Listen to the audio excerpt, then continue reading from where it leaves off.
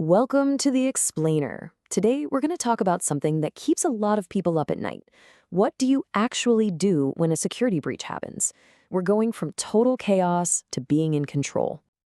Let's be real. In today's world, threats are just everywhere. They can pop up without any warning. And one of the biggest fears? Data exfiltration. That's a fancy way of saying an attacker gets in, grabs your sensitive data, and just walks it right out the digital door. But here's the thing. The danger isn't always from the outside.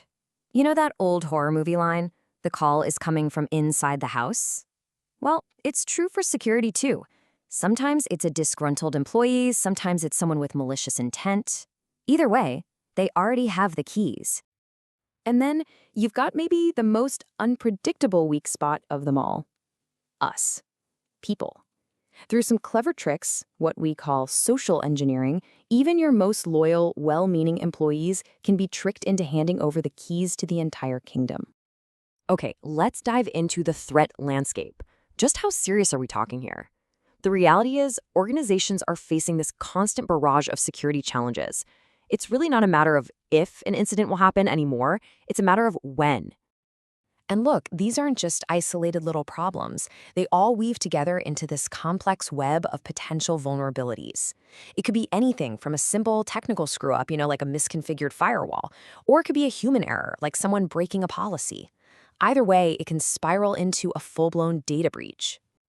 So imagine this. The alarms are blaring, red lights are flashing, an attack is happening. Where do you even begin? Right? In the middle of that crisis, confusion and panic, they're your biggest enemies.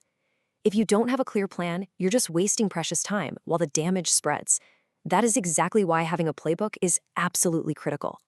So how do organizations actually do this? How do they turn that chaos into control? Well, they use a structured, methodical process called incident response. So what is it really? Think of it like the emergency response plan, but for the digital world. This isn't about winging it. It's about following a set of very clear, well-defined steps to manage the crisis, limit the damage, and get everything back up and running as fast as possible. In this whole process, it doesn't matter how complicated the incident is, it's always built around 4 distinct stages. Preparation, detection and analysis, containment, eradication and recovery, and finally, post-incident activity. This isn't just some checklist, this is a complete roadmap. It guides your team from that very first alert, all the way through stopping the attack and right to the final review. So let's break down what happens in each stage. Okay, stage 1, preparation. This is the foundation. It's all the super important work you do before anything bad ever happens. We're talking about putting together your expert team, creating communication plans so everyone knows exactly who to call, and making sure that team has the tools and the access they need to move fast. Honestly, good preparation is what separates a smooth response from a total disaster. Next up, detection and analysis. So here, your team basically becomes digital detectives. They're watching everything, system logs, network alarms, weird error messages, and they're looking for anything that seems off. Anything that deviates from what's normal. Like, why is a user logging in from a strange country at 3 a.m.? When they spot something like that, their job is to figure out, is this a real incident? And if it is, how bad is it? All right, stage 3 is where the action really happens. It's a 3-part plan. First, you contain the threat. You got to stop the bleeding, right? Isolate the affected systems so the problem can't spread. Then you eradicate it. This is like the surgery. You go in and you remove the threat, the malicious code, whatever it is. And finally, you recover. You carefully bring the clean systems back online, but only after a whole lot of testing and monitoring. So, the incident is over, but the work is not done.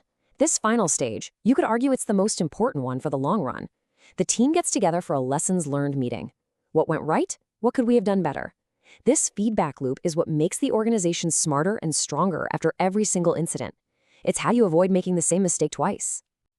Okay, so the immediate fire is out, the systems are coming back online, but now a much deeper investigation usually begins. The goal now is to figure out the who, what, and how of the attack.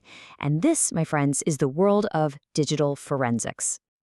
This is where the response team really puts on their investigator hats.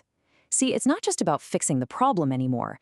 It's about carefully gathering and preserving all the clues from that digital crime scene in a way that will actually hold up in a court of law. And just like the response process itself, a real forensic investigation isn't just random digging. Nope. It follows a super strict methodical procedure to make sure that no evidence gets messed up and that the findings are rock solid. Now, this next concept is absolutely critical to the whole thing. It's called the chain of custody.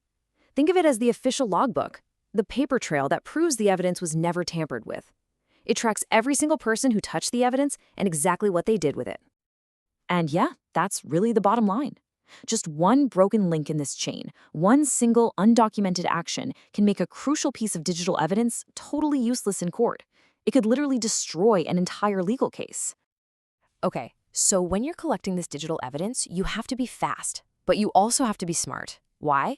Because some of it is incredibly fragile. It can just vanish in an instant. The order of volatility is the rule that tells investigators what to grab first. You go for the most fragile stuff before it disappears. So what does that actually mean? It means you prioritize things like the data sitting in a computer's RAM, its active memory. Because the second you turn that computer off, poof, that memory and all the secrets it holds is gone forever. So you grab that before you move on to less volatile stuff, like the data on the hard drive, which you capture with a perfect bit-by-bit forensic copy.